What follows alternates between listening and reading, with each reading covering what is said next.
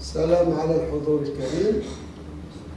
قبل كل شيء نرحب بالأستاذ والصديق أستاذ التعليم العالي سي كشكار نصر الدين من جامعة أم البواقي اللي ما بخلش علينا وديما موجود وديما يدعم مخبر قالنا مخبر رياضية بقالنا. نرحب بأعضاء اللجنة. On va écouter Mademoiselle Kemouche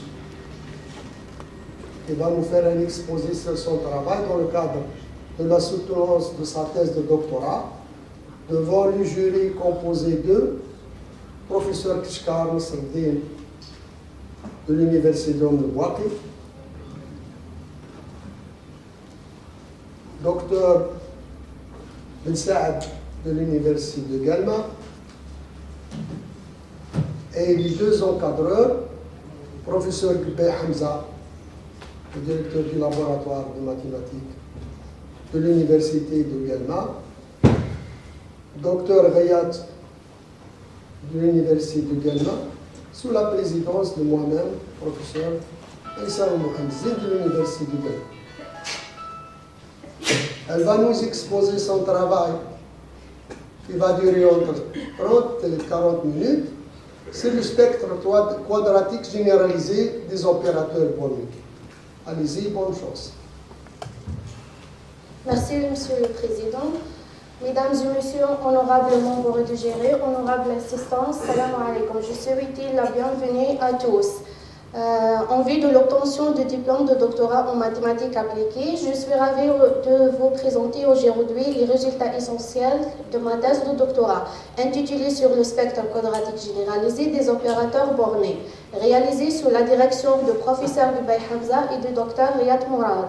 Ce travail a été réalisé au niveau du laboratoire de mathématiques appliquées et de modélisation et a donné lieu à 3 publications internationales et à la soumission de 2 articles. Pour cette présentation, je vais suivre le plan suivant.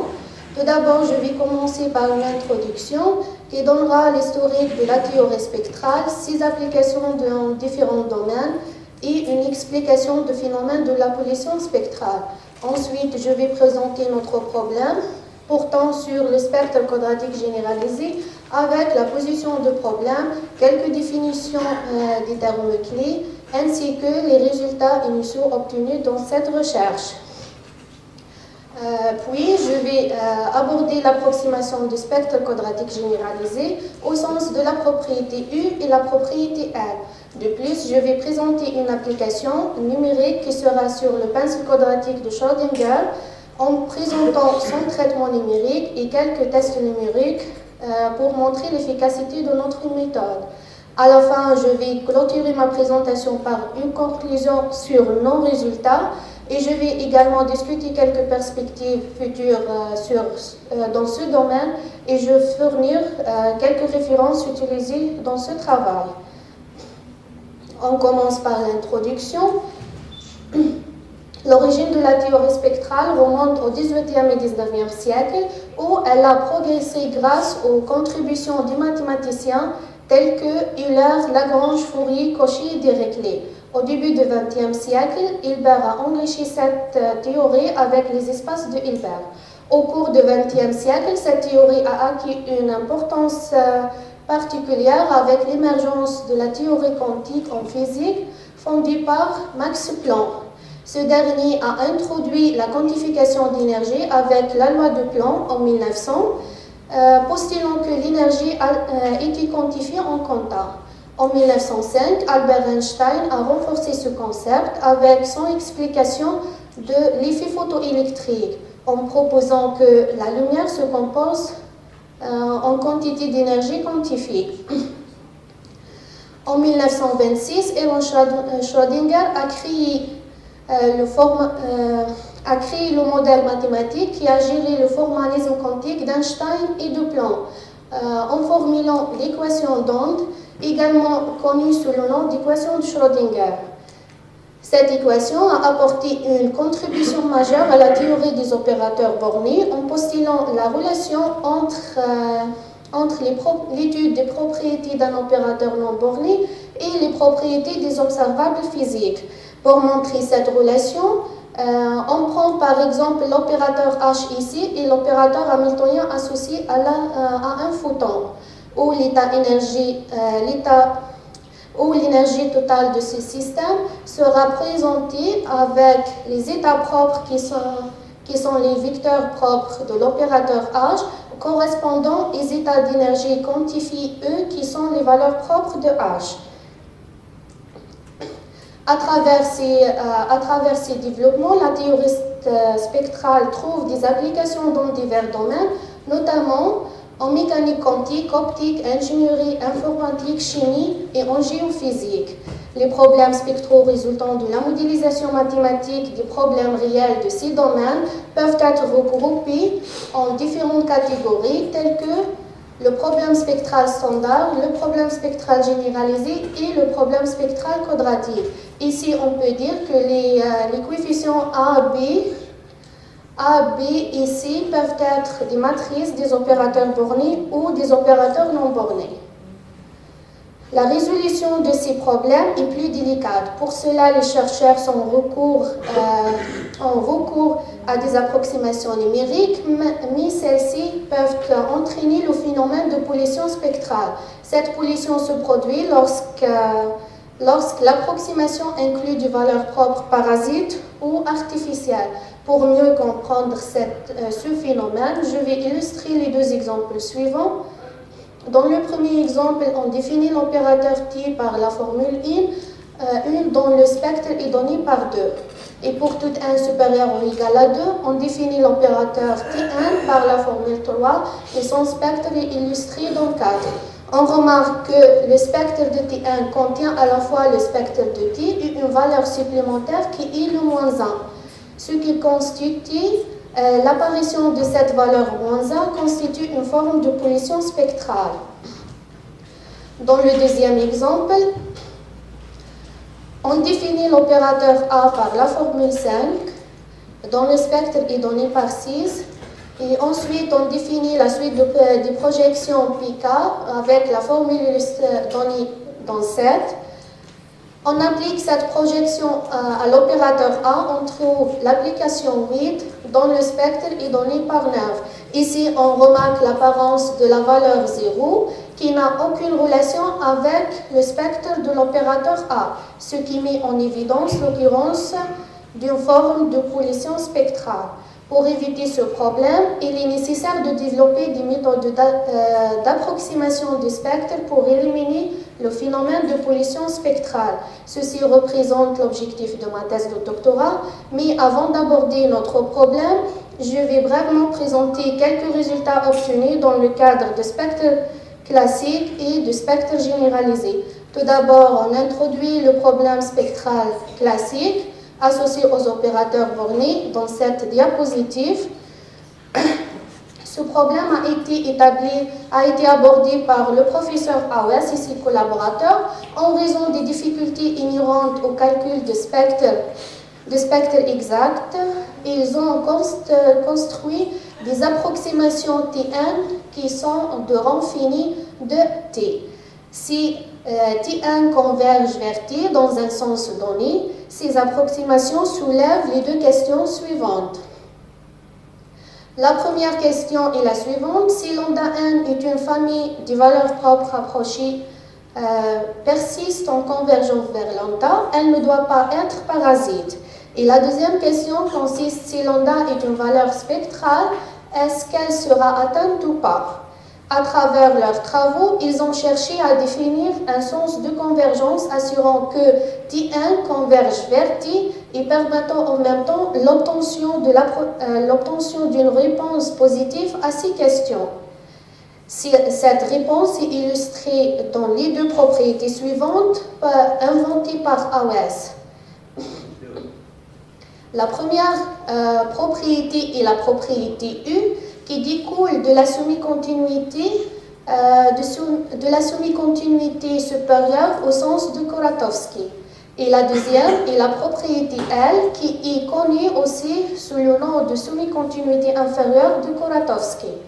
Ces deux propriétés se sont développées pour aborder la convergence d'un ensemble qui est une tâche délicate à atteindre.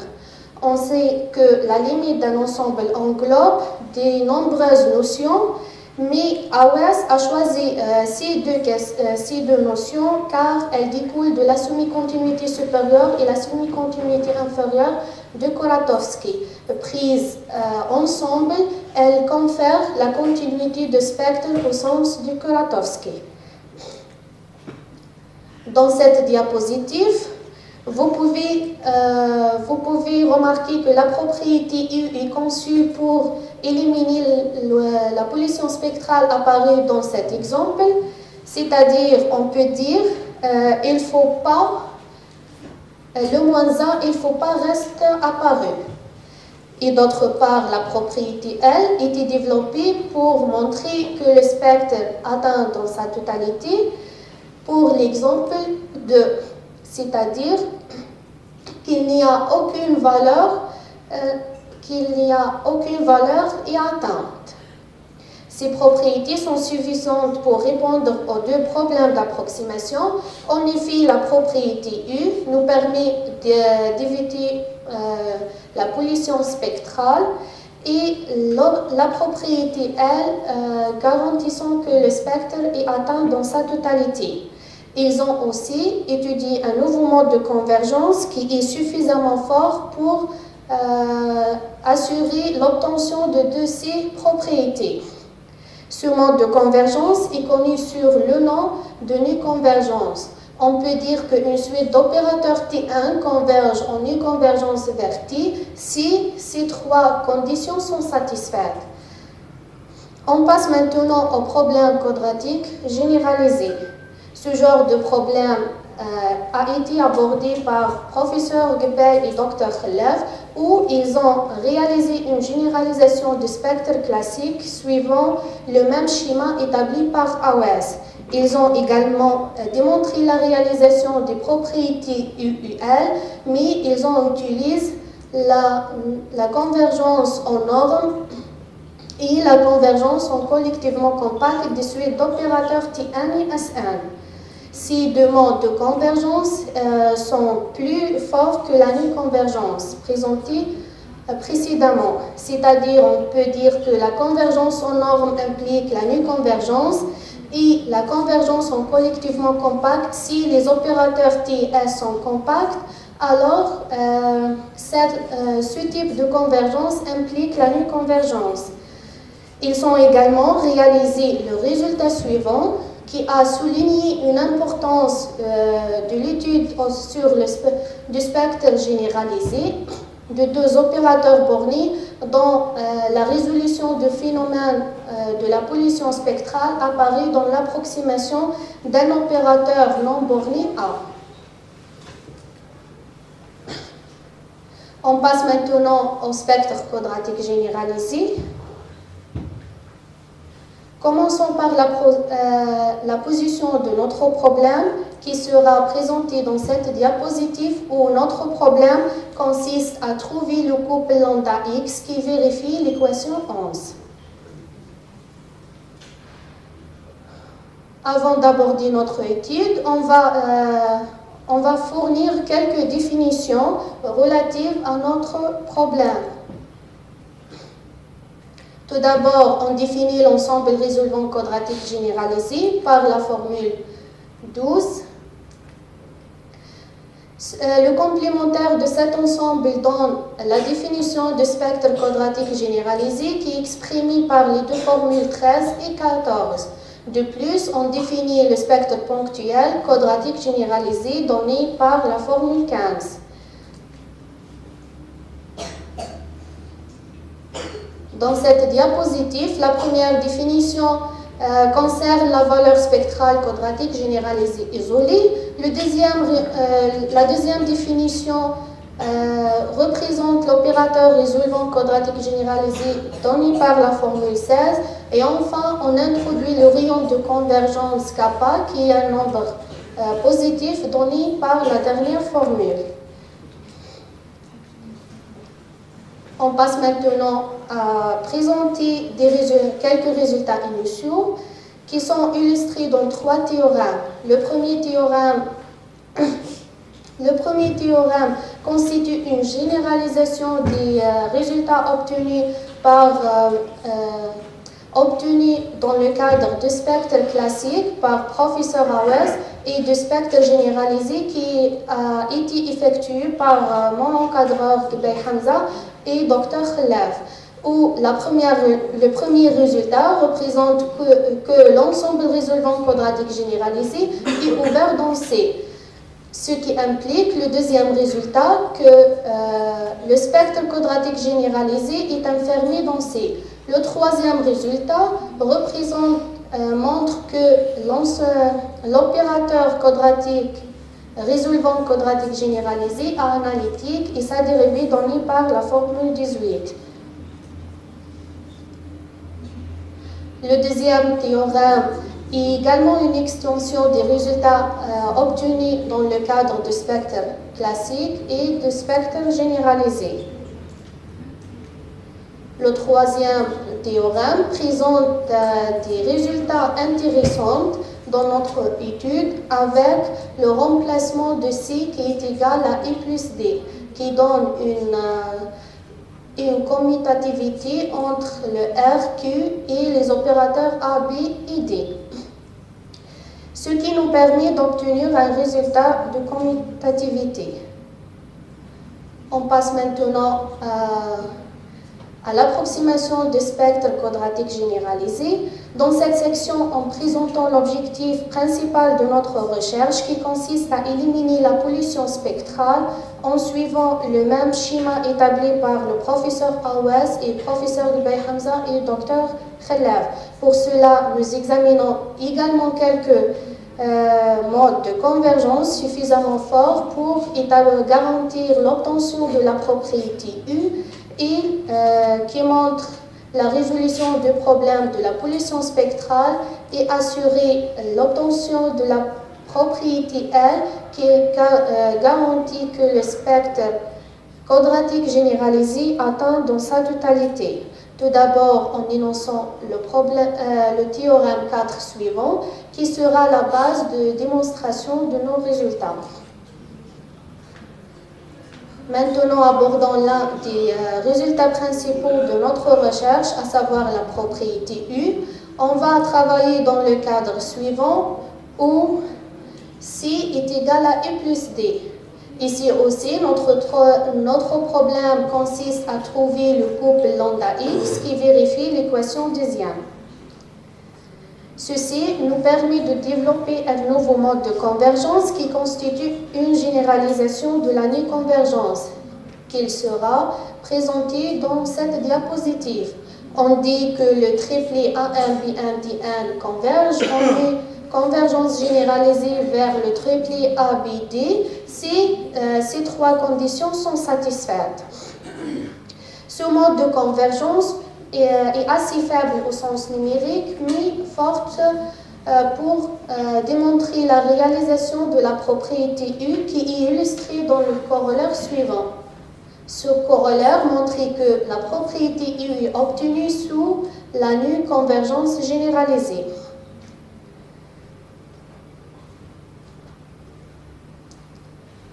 Pour la démonstration de ces théorèmes, on utilise le raisonnement par l'absurde.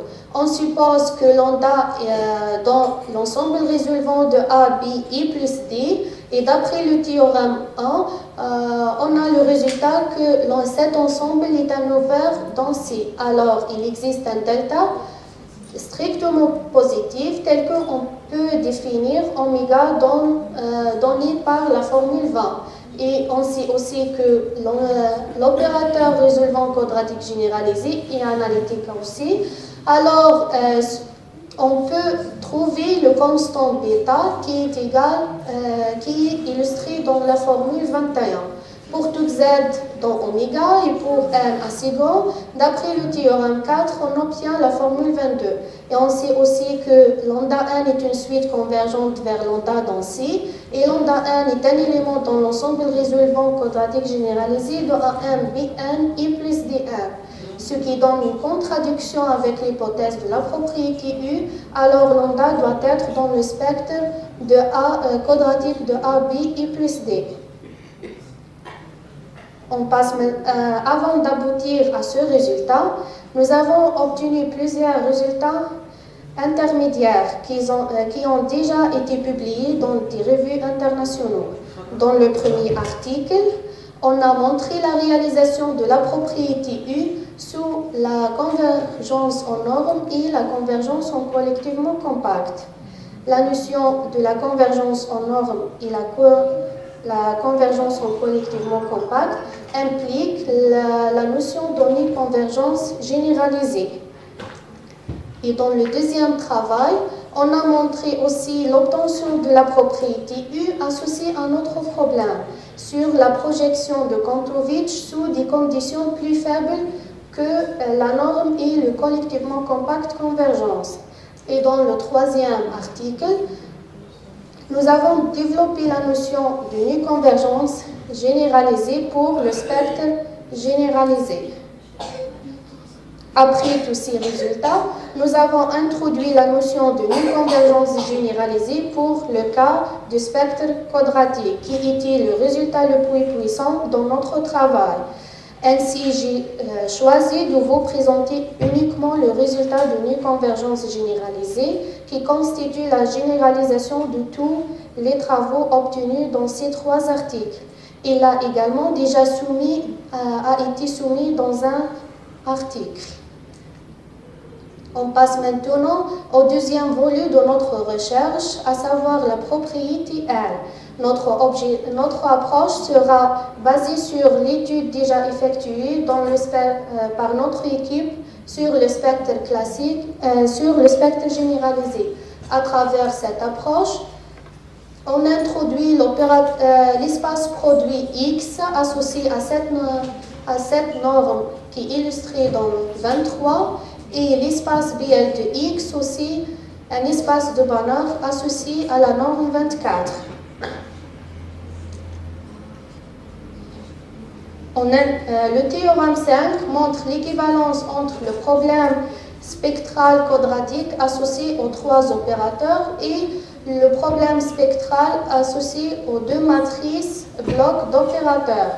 Grâce à ce théorème, on peut transformer notre problème en un problème spectral généralisé associé aux matrices blocs d'opérateurs. Cette proposition nous assure que les suites T1 et S1 convergent vers T et S respectivement en norme et en collectivement compact. Cela nous permet d'appliquer les techniques utilisées dans le spectre généralisé à notre cas. À travers le théorème 6, nous avons montré que la propriété L est obtenue sous la convergence en norme et la convergence en collectivement compact. Ces résultats ont également déjà été soumis en tant qu'un article aussi. On passe maintenant à l'application numérique. On note bien que notre domaine est très exigeant car il nécessite un travail purement théorique pour construire l'exemple numérique. Pour cela, on a choisi de traiter le pinceau quadratique des opérateurs de Schrödinger qui représente l'une des équations de Schrödinger dont on a parlé en introduction. Cette équation est fondamentale dans la théorie de mécanique quantique et la théorie de la chimie. Alors, dans cette application, on s'intéresse au problème du pinceau quadratique de Schrödinger qui est présenté comme suit. La difficulté avec ce problème réside dans le fait que le domaine sur lequel nous travaillons est infini, ce qui nous empêche de réaliser des calculs numériques. Afin de surmonter cette difficulté, Commençons par obtenir le résultat suivant. Comme vous pouvez le constater, les SA sont définis sur l'intervalle 0A. Sur l'intervalle 0A, ce qui permet une approximation numérique contrairement à S. Dans la suite, on cherche à approximer ce problème spectral associé à l'opérateur SA en utilisant notre technique, mais en basant sur les techniques numériques telles que Kontrovic, Sloan et Nystrom. Mais ces méthodes sont particulièrement adaptées aux équations intégrales et offrent des résultats suffisants.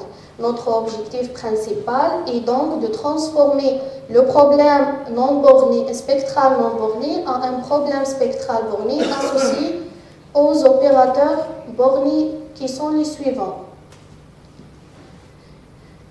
Ce qui nous permet d'obtenir le théorème 7, le théorème 8. Ce théorème illustre que le spectre d'un opérateur non borné SA est le même que le spectre quadratique des trois opérateurs bornés ABC. On passe maintenant au traitement numérique. On va utiliser les trois méthodes énoncées précédemment. Pour cela, on définit la subdivision de l'intervalle 0A donné par 39. Cette subdivision sera utilisée dans les trois méthodes. On commence par la méthode de Nystrom, qui est une méthode de discrétisation basée sur l'intégration numérique des trapèzes, qui donne les approximations suivantes. Ces approximations nous permettent de transformer notre problème en un problème matriciel, spectral matriciel qui est présenté dans cette diapositive. On passe maintenant à appliquer la méthode de Sloan. Cette méthode est une méthode est basée sur la projection en fonction chapeau de cette façon,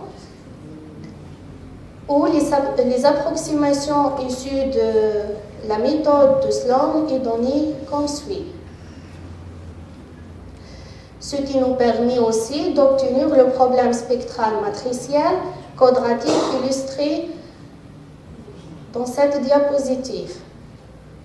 Enfin, en appliquant la méthode de Kontrovic à notre problème, il s'agit également d'une technique de projection en fonction chapeau où les approximations obtenues sont présentées comme suit. Cette méthode va fournir une formulation matricielle différente de celle obtenue par la projection de Sloan, comme indiqué dans les blocs matrices illustrés dans 57. Maintenant, on passe au test numérique.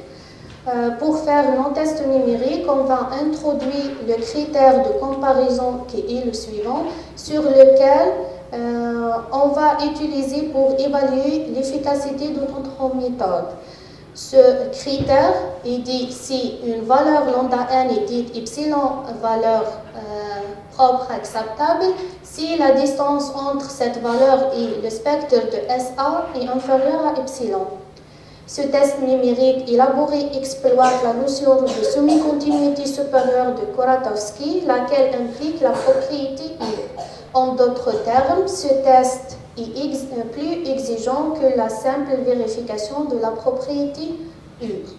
On introduit aussi quelques notations qui sont les suivantes et on va procéder au test numérique pour différentes valeurs de n en fixant epsilon est égal à 10-2 et a est égal à 1. Les résultats obtenus par la méthode de Nystrom sont illustrés dans ce tableau. On remarque que lorsque la valeur de n augmente, le nombre de valeurs approximatives augmente aussi également et leur qualité s'améliore comme le montre le pourcentage 97%. Ainsi, deux améliorations sont observées. L'augmentation du nombre de valeurs propres atteintes étant donné que l'opérateur S a une infinité de valeurs propres. et l'amélioration de leur qualité avec l'augmentation de la valeur de L, ce qui signifie que la pollution spectrale est éliminée. Nous représentons aussi le même résultat, la même procédure pour la méthode de Sloan et en obtenant presque les mêmes résultats illustrés dans ce tableau. Et la même observation pour la méthode de Kantorowicz, démontrant ainsi la prédominance de la théorie en d'autres termes, l'obtention de l'anneconvergence entraîne un comportement similaire pour les trois méthodes. Dans cette application, on fait un autre test numérique pour examiner le comportement de l'erreur entre la valeur spectrale approchée et la valeur exacte, comme illustré dans cette figure. On a choisi des valeurs propres au hasard qui sont exactes et effectué la propriété L. En d'autres termes, la propriété L vérifie si une suite des valeurs approximatives propres converge vers une valeur exacte donnée. Il est à noter que les valeurs qui représentent l'erreur sont multipliées par 10 à la puissance moins 4. On remarque que l'erreur a un comportement décroissant avec l'obtention lorsque les valeurs de 1 augmentent. Lorsque les valeurs de 1 augmentent, démontrons l'efficacité de notre méthode au sens de la propriété L.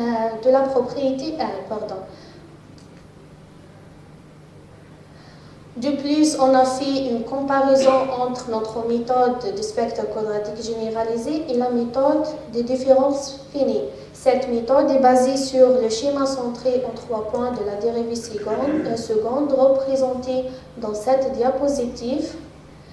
Le tableau suivant propose une comparaison entre les deux méthodes où on remarque qu'il n'y a aucune valeur atteinte parmi les valeurs approximatives obtenues par la méthode de différence finie. On passe à la conclusion. On conclut que les objectifs de ma thèse sont atteints, qui sont les suivantes. Tout d'abord, nous avons généralisé certaines propriétés déjà établies dans le cas du spectre classique et du spectre généralisé au contexte du spectre quadratique généralisé. De plus, nous avons construit une théorie assez forte permettant l'approximation du spectre quadratique généralisé. De plus, nous avons démontré la réalisation de la propriété U sur la nue convergence généralisée. De surcroît, nous avons établi l'obtention de la propriété L sur la convergence en norme et la convergence en collectivement compacte. Enfin, nous avons développé une technique d'approximation du spectre quadratique d'un opérateur non borné et aussi nous avons montré que le problème de la pollution spectrale dans l'approximation du spectre d'un opérateur non borné est résolu. Au cours de cette recherche, on a ouvert la voie à plusieurs perspectives futures. La première perspective consiste à développer une méthode itérative visant à raffiner la valeur propre quadratique obtenue dans le but de raffiner le vecteur propre pour obtenir le meilleur vecteur représentant l'état propre du système. La deuxième porte une construction de l'opérateur de projection associé à la résolvante quadratique généralisée. Dans la troisième, on cherchera à développer une notion pour une notion pour le pseudospectre quadratique généralisé où l'intérêt de cette approche est d'observer les lignes d'énergie et le comportement des valeurs propres à haute énergie. Et la dernière perspective consiste au traitement du spectre polynomial d'ordre 1. À la fin, je fournis quelques références utilisées tout au long de ce travail qui sont les suivantes.